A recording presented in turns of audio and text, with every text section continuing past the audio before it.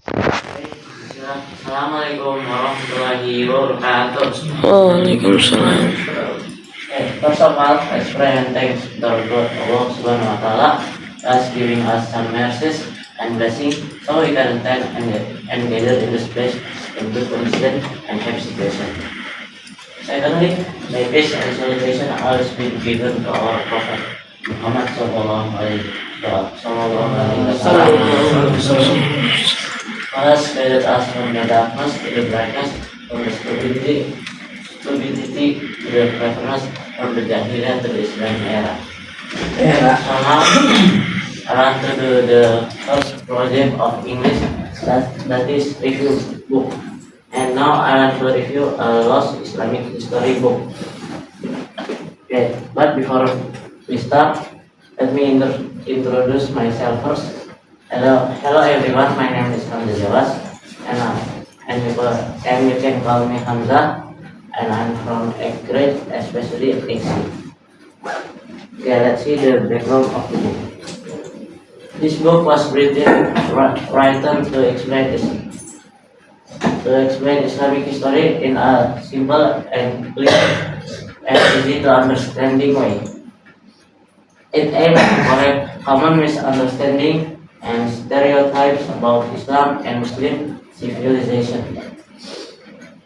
The author emphasized that Islamic history played a major role in the development of science, culture, politics, and global civilization. Okay, next let's see the book identity. The book Lost Islamic History was written by Firas Al-Khatib and a historian and educator, and it approximately 256 pages in this book, and is written in educational non-fiction style. This book is designed for students, beginners, and general readers who want to learn Islamic history. Okay, what the book talks about. The book talks about the history of Islam from its early beginnings. Second, it explains the rise of Muslim empires and civilization. Thirdly, it highlights political, cultural, and scientific developments in Islamic history. Brief summary.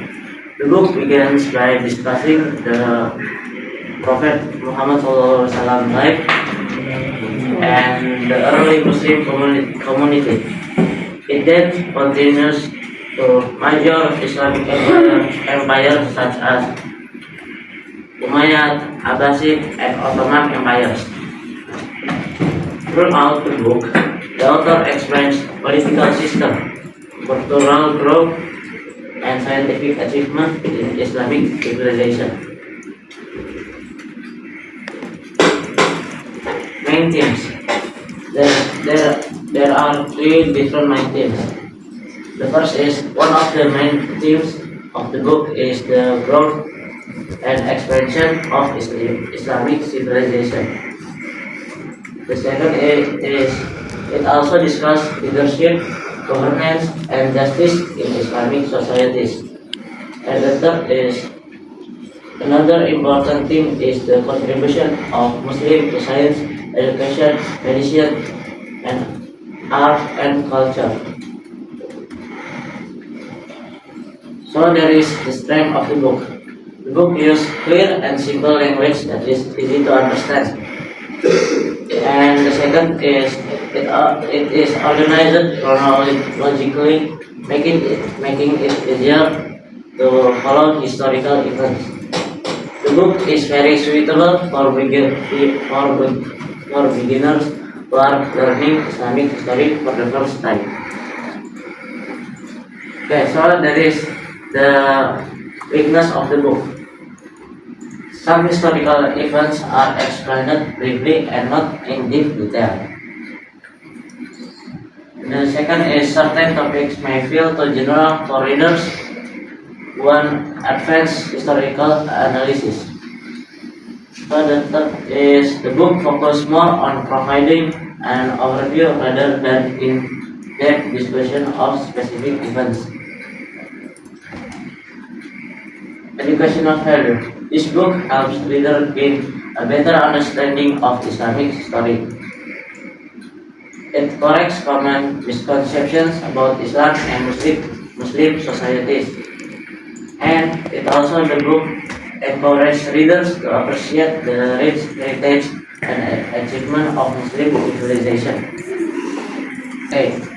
So the conclusion is thus Islamic history is an informative and educational book, and it provides a clear and structured overview of Muslim civilization throughout history.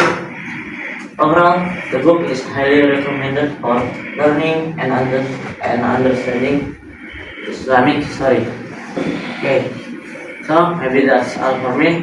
Thank you very much for listening. And last, I say wassalamualaikum warahmatullahi wabarakatuh.